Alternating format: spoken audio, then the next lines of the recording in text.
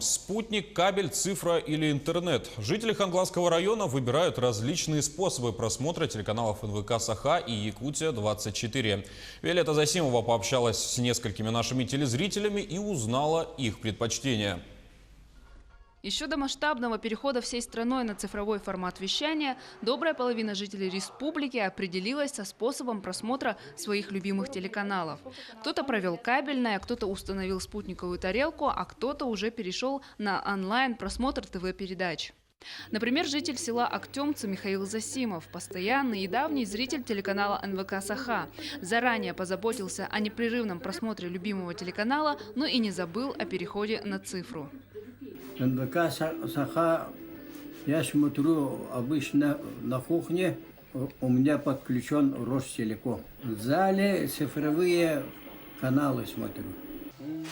Самый северный африканец, преподаватель из Покровска Марк Бабатунде, у которого есть свой канал на YouTube, предпочитает смотреть местные выпуски новостей через данный видеохостинг. Благо, у телеканалов НВК «Саха» и «Якутия-24» есть свои каналы на YouTube.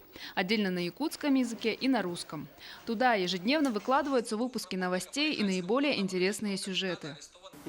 После работы, когда отдыхаю, я смотрю Якутия-24 через телефон. Я обычно смотрю новости. Телевизор на даче – это уже не роскошь, а бытовая необходимость. Чтобы и за пределами города быть в курсе новостей республики, дачники могут установить спутниковую тарелку. Конечно, надо будет потратиться на ее установку, но это разовая трата. Затем абонентская плата в месяц будет составлять всего пару сотен. Телеканал НВК «Саха» есть в пакетах операторов «Телекарта» и НТВ+.